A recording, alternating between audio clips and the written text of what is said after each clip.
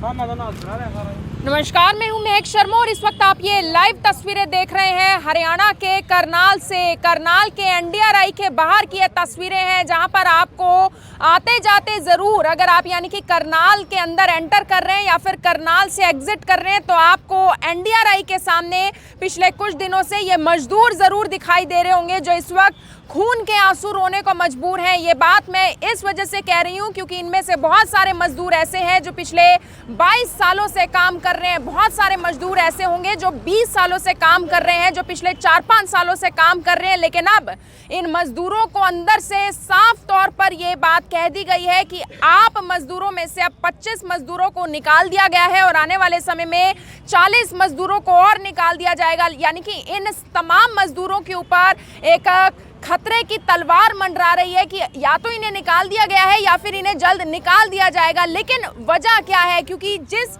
मुद्दे को लेकर ये लोग हड़ताल पर थे वो मुद्दा ये था कि इनका वेतन में यानी कि बढ़ोतरी नहीं हो रही थी, वेतन बढ़ाया नहीं जा रहा था। और ऐसे में इन मजदूरों का ये ज़रूर कहना था कि महंगाई तो लगातार बढ़ रही है लेकिन इनका वेतन आखिर क्यों नहीं बढ़ रहा, क्यों इनकी सुध नहीं ली जा रही। और ऐसे में मैं आपको बताना चाहूँगी, अंदर एनडीआरआई में चाहे रिसर्च डिपार्टमेंट हो या फिर अंदर पशुपालन का डिपार्टमेंट हो, उसमें इन मजदूरों ने अपनी यानी कि खून पसीने की यानी कि एक पूरी की पूरी मेहनत दे डाली है, जो पिछले 20-22 सालों से बहुत सारे मजदूरों का कहना है कि हम काम कर रहे हैं। और ऐसे में जो कुछ मजदूर हैं हम उनसे बात करेंगे। भैया, आपका नाम क्या है और हुआ क्या है अंदर से, क्यों आप लोग बाहर खड़े हैं? मैं तो पिछले कई दिनों से देख रही हूँ आप बाहर ही हैं। मेरा नाम संजीव कुमार है। मुझे 10 साल हो गए एनडीआरआई में काम करते as a experimental animal shed के अंदर में। तो यहाँ तो एक तो सैलरी बहुत कम है। एनडीआरआई में ही हो आप मजदूर? हाँ जी। तो यहाँ एक तो सैलरी बहुत कम, बेसिस पर हो? हाँ कॉन्ट्रैक्ट बेसिस पे मैम। एक तो यहाँ सैलरी कम है, मेन मुद्दा तो हमारा वही है। सैलरी है आप लोगों की? 8800 रुपये मिलते हैं मैडम। आपको लगता है इतने में गुजारा हो जाता है? इतने में कोई करके दिखा दे गुजारा, मैं दे दूंगा उसे अपनी सैलरी। तो अपना यही में हमारा मेन मुद्दा था। और कुछ एक तो मतलब यहाँ कोई सिस्टम नहीं है काम करने का, जो लेबर लो के हिसाब से होने चाहिए यहाँ पर, वो कोई फैसिलिटी नहीं है यहाँ पे। ना तो सैलरी यहाँ पे टाइम पे आती, कभी भी किसी को विदाउट एनी नोटिस किसी को भी हटा दिया जाता है। हटाया गया आज आप लोगों को? किसको? हम सबको तो बोल मना ही कर दिया मैम साहब। मना कर दिया गया? मना किस वजह से किया गया? 40 बंदे, एक तो हड़ताल का हिस्सा बन गए हम, ऊपर से 40 बंदों का नोटिस वैसे ही इन्होंने पीछे ही जारी कर दिया था। आपके पास लिखा पढ़ेगा क्या है अभी? एक ये है मैम। ये क्या है? ये तो कंप्लेंट है मैम जो हमने करी है। जो आपकी कंप्लेंट है वो आपने? हाँ जी, जो हमारी की है आपने? जो हमारी मांगे हैं ये, और जो इन्होंने नोटिस निकाल रखा उसकी कॉपी ये है। तो उसमें कितने मजदूरों को टाटा बाय बाय? उसमें डिपार्टमेंट वाइज ना इंस्टीट्यूट फंड से इन्होंने हर एक डिपार्टमेंट से 2-2 4-4 करके ऐसे बंदे हटाए हैं। मगर जहाँ सबसे ज़्यादा मैन पावर की ज़रूरत है, फील्ड वर्क के अंदर में, कैटली यार्ड के अंदर में, जहाँ सबसे ज़्यादा हार्ड वर्क है, वहीं से सबसे ज़्यादा बंदे कम किए गए हैं। और एडमिनिस्ट्रेशन डिपार्टमेंट ऐसा है जहाँ पर एक क्लर्क के ऊपर में 4-4 बंदे डेली पेड दे रखे हैं। अब बताओ, जो क्लर्क काम नहीं कर पा रहा है, वो 4 बंदे काम कर रहे हैं, तो उस क्लर्क का क्या फ़ायदा है वहाँ पे?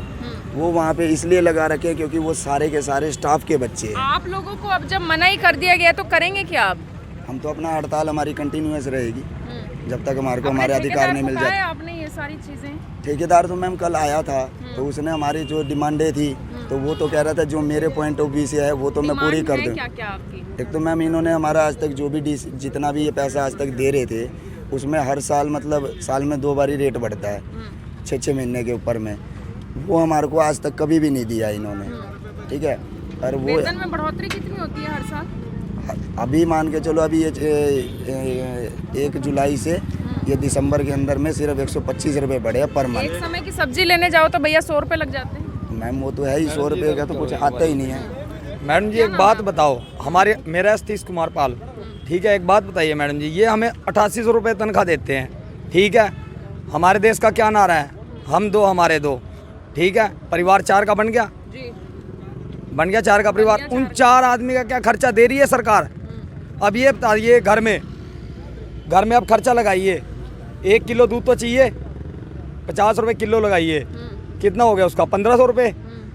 आप 100 रुपये की सब्जी छोड़िए, 50 रुपये की लगाइए, कितने बन गए? 1500 रुपये। कितने हो गए? 3000 रुपये। 3000 रुपये, उसके बाद 1100 रुपये का सिलेंडर लगाइए, कितने हो गए? बाकी बच्चों की फीस भी तो है भैया। फीस तो पहले, खर्चे तो मैं पूछो ना पहले, खर्चे क्या क्या है घर के? जो रोटी कपड़ा मकान के खर्चे हैं वो नहीं नहीं वो एक बात आओ, चलो अमीर लोग लेते हैं 10,000 का राशन, गरीब आदमी को चलो 2,000, ठीक है, दाल रोटी सिर्फ और कुछ नहीं, ठीक है। अब ये बताइए वो खर्चे पूरे हो रहे हैं इस 8800 रुपये में, हो रहे हैं खर्चे पूरे? ये मांग पहले नहीं कभी उठाई इतने सालों में? मांग तो उठाई है लेकिन क्या करें, मिला तो नहीं। मांग तो पहले भी उठी थी, एक बार इन्होंने आश्वासन देकर हमें चुप करा दिया। आपकी आंखें बड़ी नम लग रही हैं, आप भी बड़े परेशान ही हो। मेरे तो साथ परेशान हो नहीं हाँ हो जी, इतना तो हाँ जी, बहुत परेशान है जी हम तो जी। चलो वैसे आदमी लोग रोते नहीं है, यही बात है सारी। जी सही बात वैसे है, परेशान हो? परेशान है जी, बहुत परेशान है जी हम तो जी। बहुत परेशान हाँ हैं। जी बहुत। क्या कहना चाहेंगे ऐसी बस जी सरकार हमारी को? इतनी तनख्वाह में हमारा गुजारा नहीं होता जी, तनख्वाह में गुजारा नहीं होता जी। अब करेंगे क्या फिर आने वाले समय में? अब जैसे ये करेंगे जी, यहाँ पे अंदर जैसे जो करेंगे अब यही करेंगे, हम बताएंगे जी कैसे क्या करेंगे। कितने सालों से काम कर रहे हो? मेरे को हो गया 8-9 साल हो गए जी। आपको? मेरे को 5 साल हो गए जी। आपको मेरे को 20 साल हो गए जी काम 20 करते हुए। साल हो हाँ गए। 20 आपको साल। कितने साल हुए हैं? मुझे 10 साल हुआ है। 10 साल हुए हैं भैया। आपको? मुझे 6 साल जी। 6 साल। आपको? 22 साल। 22 साल। 22 साल तो यानी कि पूरी मेरे आपने फादर भी जिंदगी दे एनडीआरआई दी में है। जॉब करते पूरी थे। जिंदगी दे दी आपने। हाँ जी, मेरे फादर भी एनडीआरआई में जॉब करते अभी थे भी जी। करते थे या नहीं एक्सपायर हो अभी? एक्सपायर हो अच्छा, गए। ठीक है। नहीं रिटायर नहीं होते, नौकरी पे ही एक्सपायर हो गए थे। अच्छा, तो जी हमारे को तो देख लो 22 साल हो गया काम करते हुए। 22 साल हो गए हाँ हैं। जी। 22 साल बाद आपको कोई एक झटके में कह दे कि आपको तो निकाल दिया गया है, तो मैडम जी हम काम कहाँ करेंगे, जैसे आधी लाइफ तो मेरी यहीं ख़राब होगी जी, उम्र जैसे बीतेगी जी। क्या नाम है आपका? उमेश कुमार यादव। कहाँ से हो आप? मैं बिहार से आया हूँ जी। बिहार से हो? हाँ जी। आपको कितने साल हुए? 3 साल हो गए। 3 साल। आपको? 2 साल हो गए। 2 साल हो गए। आपको कितने साल हुए? 13 साल हो गए जी। 13 साल। अभी उम्र देख गई थी 13 साल। 13 साल आपने एनडीआरआई को दिए और आज एनडीआरआई की तरफ से आपको ये कहा जा रहा है कि कौन है मुंशी जी आपके? एक बार इनके जरा मुंशी जी से भी बात कर ही लेते हैं। कौन है जरा बताओ भैया, एक बार इनसे भी बात कर लेते हैं। कहाँ है ये? है क्या देखते हैं ये आपका? भैया एक बार बात कर लो जरा हमसे भी। और ये देखिए एनडीआरआई का गेट बंद कर दिया गया है, सिर्फ वीआईपी लोगों के लिए अब खोला जाएगा, हमारे लिए तो नहीं खोला जाएगा। भैया गेट बंद कर दिया गया है, शायद बात नहीं हो गया। चले गए, ये हमारे मुंशी थे जी। क्या करते क्या आप लोगों के लिए ये? क्या करना था जी, देखो जी अभी तक सैलरी नहीं बढ़ी है, कितनी बार बोल दिया इनको, झूठा आश्वासन दे रहे हैं। आश्वासन तो दे रहे थे आपको, हाथ हिला के भी कुछ करेंगे। क्या आश्वासन दे रहे जब बात ही नहीं की इन्होंने, बात तो करो कम से कम आके मीडिया के सामने, हमारे से क्या एक बार भी समझ लेना। बात नहीं की इन्होंने? नहीं जी अभी तक नहीं आए, आप लोगों के सामने खड़े हुए हैं एक बार भी कि मैं अभी आए थे जी आपके सामने, चले गए साथ के साथ। एक बार दोबारा बात कर लेते हैं। भैया एक बार आपका नाम क्या है एक बार बता दें? संजय नाम है इनका। एक बार जरा खोल दो गेट जरा हमारे लिए भी। और देखिए कि वो बात भी नहीं करना चाहते हैं और ना ही किसी तरीके से इन्हें, यानी कि मुझे ऐसा लगता है कि धोखे में भी नहीं रखना चाहते कि कुछ हो जाएगा इनका।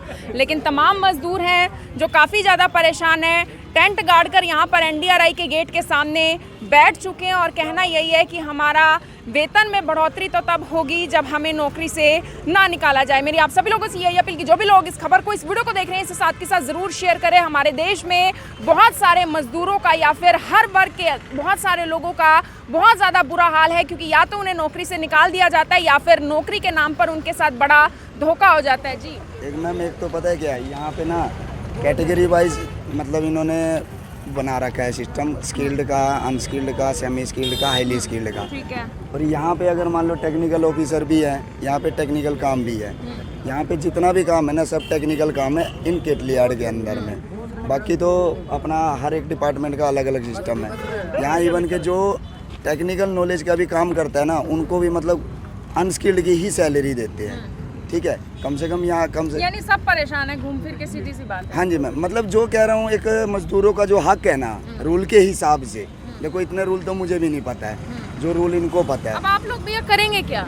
हमारा तो मतलब ये अभी हड़ताल जारी है, इसके बाद भी अगर ये नहीं मानेंगे तो हड़ताल हम पर ही अगर ये कह दिया जाए आपको तो नौकरी से ही निकाल दिया जाता है, फिर काहे की हड़ताल हुई?